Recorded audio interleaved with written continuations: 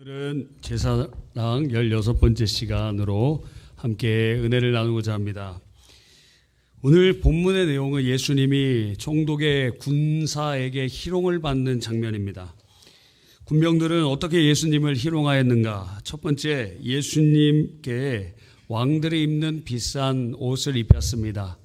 오늘 본문에는 홍포라고 되어 있고 다른 성경에는 자색 옷이라고 되어 있는데 당시에 이 제일 그 색동 옷은 비쌌어요. 보통 여러 가지 고대에는 구약 시대에는 제일 비싼 색깔이 이제 금실로 만든 게 제일 비싸고 금을 얇게 만드는 실이기 때문에 제일 비싸고요. 그 다음에는 청색실, 그 다음에 홍색실, 청색, 그 다음에 자색, 홍색실 순서로 비싼 거였어요. 그 소라에서 추출하는데 옷 한 벌을 하려면 몇만 개의 소라를 해서 그것을 추출해야 되기 때문에 고대에는 굉장히 비쌌고 2000년 전에도 이러한 옷들은 색이 있는 옷들은 상당히 비쌌습니다. 근데 홍포를 입혔다는 거예요. 군인들이 어디 재산이 있습니까?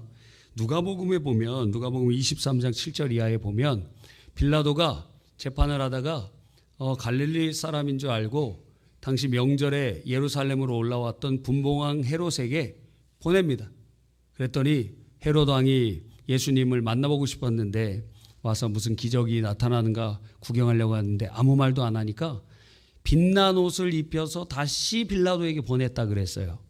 그러니까 아마 이 홍포라고 칭해지는 비싼 옷은 그 헤롯이 조롱하려고 그 예수님께 입혀서 보냈던 그 옷 같습니다. 그것을 다시 입혀서 그 왕 코스프레를 하도록 조롱을 하고, 두 번째는 왕들은 관을 쓰는데, 그렇죠? 우리나라 그 신라 시대는 그 뭐 사슴뿔 같은 모양이잖아요, 그죠?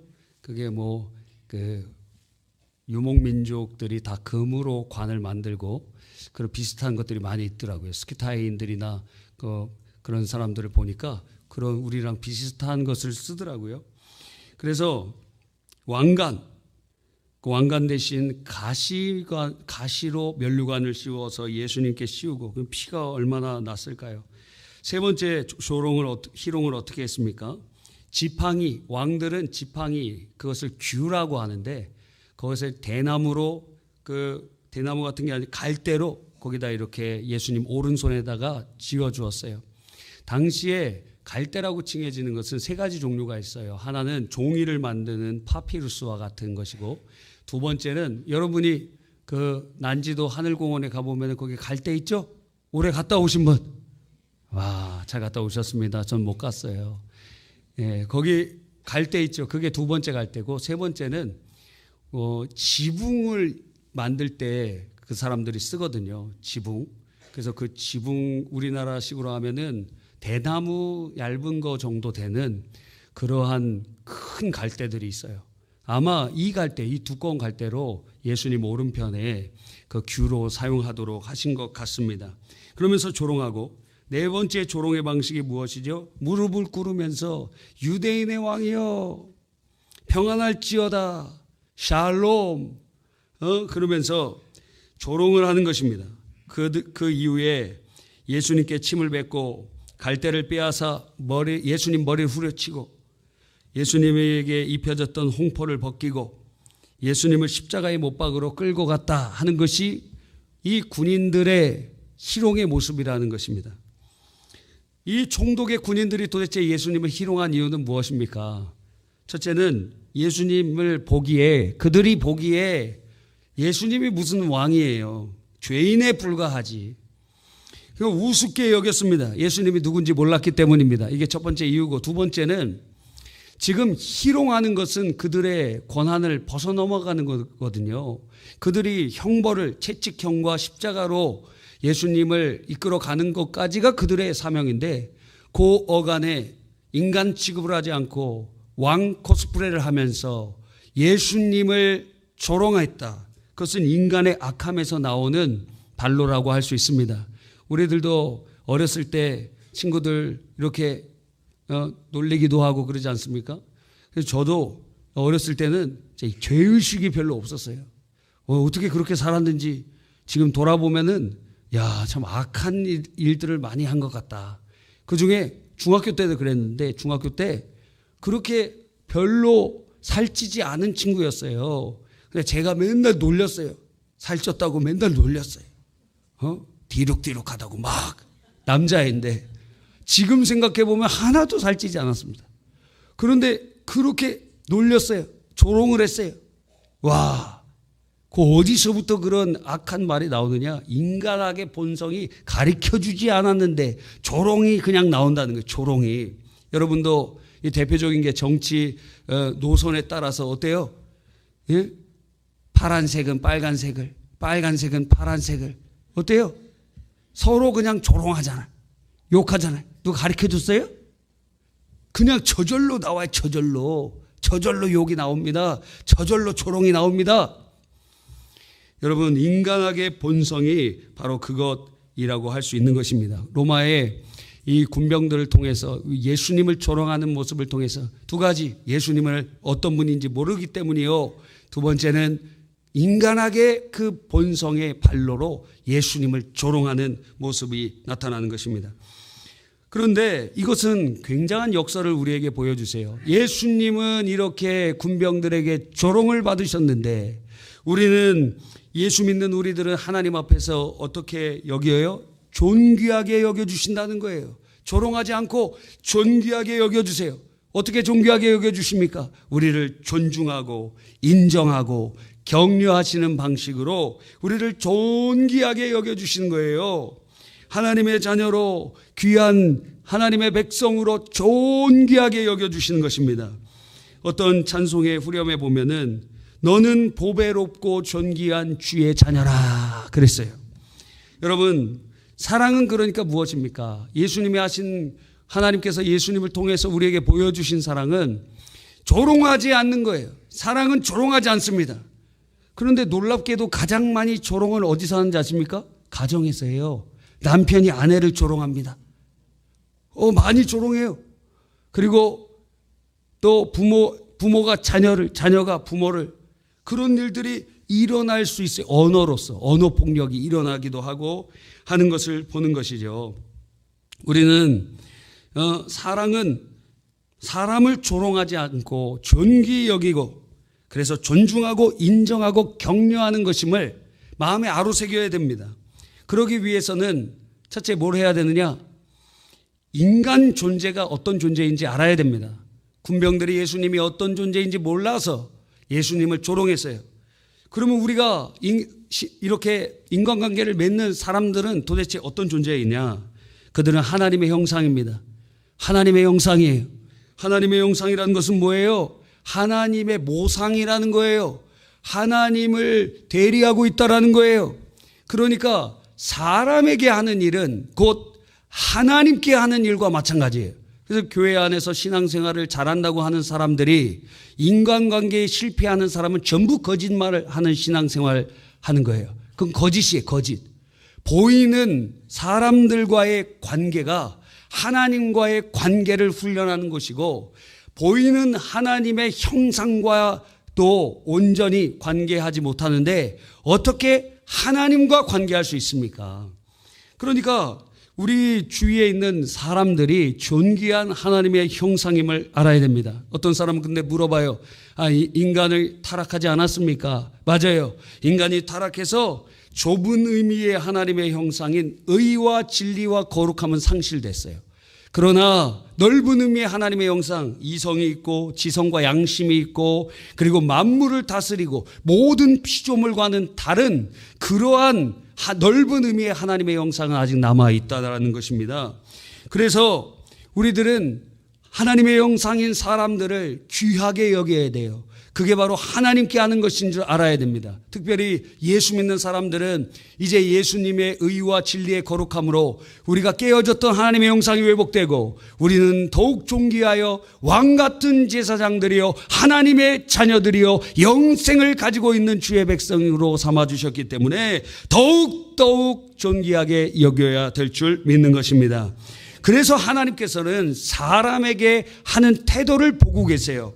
잠언 17장 5절에 가난한 자를 조롱하는 자는 그를 지으신 이를 주를 멸시하는 자요 사람의 재앙을 기뻐하는 자는 형벌을 면치 못할 자니라. 우리 주위에 가난하다고 거지라고 멸시한다. 그 하나님을 멸시하는 것이에요. 여러분을 원수들이 막 망하는 걸 보면서 박수친다. 그러면 그 환난이 여러분에게 임하게 됩니다. 왜? 그들 하나님의 형상이기 때문에 그래요. 잠언 14장 31절에 가난한 사람을 학대하는 자는 그를 지으신 이를 멸시하는 자요 궁핍한 사람을 불쌍히 여기는 자는 주를 공경하는 자니라. 또 마태복음 5장 22절에 보니까 나는 너희에게 이르노니 형제에게 노하는 자마다 심판을 받게 되고 형제에게 라가라 하는 자는 공회에 잡혀가게 되고. 라가가 뭐예요? 욕이에요. 욕설. 라카라는 욕이에요. 이 골빈 자식아 하고 얘기하는 욕설이에요. 욕설. 이렇게 하는 사람 공회에 잡혀가게 되고 그 형제에 대해서 미련한 놈이다 하는 자는 지옥불에 던져지리라. 지옥 간다는 게 지옥 간다는 거예요. 말로 조롱하는 자, 말로 멸시하는 자, 말로 사람들을 그렇게 험담하는 자 지옥 간다. 예수님이 말씀하고 계시는 것입니다. 마태복음 25장 45절에 하나님의 백보자 심판이 이루어져 있는데 하나는 양들이 있고 하나는 주의 말씀대로 살지 않은 염소가 있습니다. 그 염소 측에 서 있는 자들에게 주님이 하시는 말씀이 이에 임금이 대답하여 이르시되 내가 진실로 너희에게 이르노니 이 지극히 작은 자 하나에게 하지 아니한 것이 곧 내게 하지 아니한 것이라. 우리 주위에 옥에 갇힌 자들, 갑자기 환난을 당한 자들, 가난한 자들, 어려운 자들, 그러한 사람들 돌보지 않고 없이 여기고 조롱하고 그러면 그거 주님에게 하지 않은 것이다. 섬기지 않은 것이다. 그렇게 주님께서는 받아주시는 것입니다. 우리는 매일 인간관계를 통하여 하나님의 형상을 만나고 하나님을 대리하는 그 사람들을 우리는 그렇게 어떻게 대하고 있습니까? 왕의 사절단은 왕을 대표하는 것이에요. 우리 자존심 상하지만 사실 중국 사신 이렇게 보내잖아요. 중국 사신 내시들도 막 보내고 그러는데 어떻게 하는지 아세요? 왕이 나와갖고 거기다가 절했어요. 누가 내시한테 황제의 칙령을 가지고 와갖고 고려시대는 그래도 어느 정도 좀 수준에 있었기 때문에 어떻게 하냐면 옆에서 절했어요. 옆에서 사신이 여기 있으면 옆에서 절했어요. 옆에서 어디다 절하는지 뭐 허공에다 절하는지. 그런데 조선시대에는 어떻게 했느냐? 사신이 오면 그 사신에다가 절했다는 거예요. 자존심 상하지 않습니까? 그러니까 막 중국이 우리나라 막 속국이다 그랬다. 시진핑 주석이 그렇게 얘기하기도 하잖아요. 그 사람들의 생각은 우리 생각이랑 달라요. 제가 명나라 때 지도를 이렇게 보니까 명나라 지도 이렇게 쭉 보니까 동남아시아 전체 그리고 여기 우리나라 뭐 다 포함해서 다 중국이라고 이렇게 돼 있어요. 다. 근데 그런 거를 지금도 가르쳐요. 지금 학교에서. 그러니까 동북공정 뭐 안 해도 옛날부터 그런 생각 갖고 있었어요. 옛날부터. 여러분 사랑은 무엇이냐? 사랑은 조롱하지 않는 것입니다. 사랑은 조롱하지 않고 그러면 어떻게 해요? 존귀하게 여겨줌으로 그를 존중하고 인정하고 격려해 주시는 거예요. 하나님은 우리를 어떻게 여겨주세요? 우리를 보배롭고 존귀한 주의 자녀로 존귀하게 여겨주시잖아요. 왕 같은 제사장으로 존귀하게 여겨주시잖아요. 주님은 조롱당하셨는데 우리는 예수님의 보혈의 공로를 의지할 때 우리는 하나님 앞에 존귀한 자로 드러내 주시는 것입니다. 우리도 그러니까 우리를 만나는 사람들을 존귀한 자로 여겨주어야 되는 줄 믿으시기 바랍니다. 존귀한 자들이에요. 우리 옆에 있는 분과 함께 인사 나눠보겠습니다. 선생님은 존귀하신 분이십니다. 존귀하신 분입니다. 존귀하신 분입니다. 존귀한 분이 존귀한 분. 할렐루야. 또 어떤 분들은 마음이 베베 꼬인 사람은 내가 당신 왜 선생이야? 막 이런 사람들도 있어요. 전도하다 보면은 뭐 별일이 다 있어요. 선생님, 사형리 들어보셨습니까? 내가 왜 당신 선생이야? 막 이런 사람들도 있어요. 야, 별 사람들이 다 있어요. 여러분, 그러니까 존귀하게 여기라. 하나님의 형상이고 하나님의 자녀들 존귀하게 여겨요. 또 그 존귀하게 여길 때 어떻게 하죠? 존중하는 거예요. 그 사람을 존중해 주는 것입니다. 존중하는 것의 첫걸음은 여러 가지 있지만 그 첫걸음은 경청하는 거예요. 누군가의 얘기를 귀담아 들어주는 거예요. 그렇죠? 근데 이게 굉장히 어려워요. 힘들어요. 말 들어주는 거 굉장히 어려워요. 저희 집에서는 아마 제가 말을 제일 적게 하는 편인데 저희 딸이랑 밖에 나가면 계속 얘기를 해요. 3초만 쉬어봐라. 못 쉬어요, 못 쉬어. 계속 얘기를 해요. 저희 아내도 얘기를 저한테 많이 하는 편입니다. 많이 계속 얘기해요. 예전에는 결혼 초기에는 그냥 약간 반응도 하지 않고 그랬어요. 그럼 나 듣고 있는 거야? 그럼 듣고 있다고. 이렇게 길을 걷다가 얘기를 하면은 듣고 있는 거냐고. 왜 나를 쳐다보지 않느냐고. 나도 당신이랑 쳐다보면서 걸어가면 다 넘어지니까 누구나 한 명은 앞을 보고 있어야 되지 않느냐. 요즘 많이 좋아졌습니다. 하나님은 우리의 말씀을 경청하세요. 여러분이 지나가는 말로도 하는 것도 다 주님이 듣고 계세요. 하나님, 여름에 더운데 주님 수박 먹고 싶습니다. 지나가는 말로 했는데 하나님 들으시고 갑자기 아들이 수박을 사오기도 하고, 그렇지 않아요? 예? 갑자기 구역 식구가 수박 선물을 해주시기도 하고, 또 그러는 겁니다. 하나님이 우리 지나가는 말도 다 경청하고 계세요. 우리가 우리 하나님의 형상들에게, 인간들에게, 사람들에게 어떻게 존중하느냐, 들어주는 거예요. 귀하게 들어주는 거예요. 무슨 얘기하는가? 특별히 남자들 아내 말을 잘 들어주시기 바랍니다. 예? 아내 말 잘 들어갖고 잘못되는 경우가 별로 없어요. 약간 있지 별로 없어요. 여러분, 그러니까 잘 들어주세요. 잘 들어주세요. 시끄럽다! 이렇게 얘기하지 말고 잘 들어주세요. 그것만 해도 가정 천국의 절반이 이루어집니다. 여러분, 잘 들어주시기만 하면, 그랬어? 그랬구나. 그래. 그게 쥐임새만 넣어주세요. 남자들만 따라 하시기 바랍니다. 그랬어? 그랬구나. 그랬구나. 예, 이것만 해도 돼. 이것만 해도 절반은 성공한 거예요, 여러분. 왜냐하면 우리가 뭐 그걸 다 이해해주고 무슨 길을 알려달라고 하는 게 아니에요. 그냥 들어달라는 거예요. 들어달라는 거예요. 상담의 치유의 첫걸음은 내담자가 말하는 거예요. 말하도록 하면은 자기가 스스로 치유가 되고 자기 스스로 길을 찾아요. 여러분, 존중의 첫걸음이 뭐라고요? 경청. 두 번째 뭡니까? 우리가 하나님 사람들을 존귀하게 여길 때 인정해 주는 거예요. 인정해 주는 것입니다. 인정할 때 몇 가지 실천 사항들을 여러 가지 있지만 첫째가 경어를 사용해 주는 거예요. 인정해 준다. 당신은 나를 인정해 준다. 제가 이제 어떤 목사님이랑 어렸을 때부터 저를 아시는 어떤 목사님 계시는데 제가 목사님 되기 전에는 굉장히 막역하게 그렇게 호칭해 주셨어요. 근데 딱 목사 안수 받고 나서부터는 지금까지 존칭을 쳐주세요. 저랑 20살도 넘게 차이 나요. 항상 존대어를 해주세요. 여러분, 그 왜 그럴까요? 인정해 주는 거예요. 하나님의 종으로 인정해 주는 거예요. 할렐루야. 그러니까 경어를 사용하는 게 인정하는 거, 인정하는 것. 또 따뜻하고 부드럽게 하고, 그렇죠? 여러분, 그렇게 부드럽게 얘기하고 따뜻하게 얘기하고 그게 인정해 주는 거예요. 막 칼같이 자르고. 어떻게 여러분이 상급자나 그런 사람들에게 그렇게 할 수 있습니까? 못하잖아요. 돌려서 얘기하고 그러잖아요.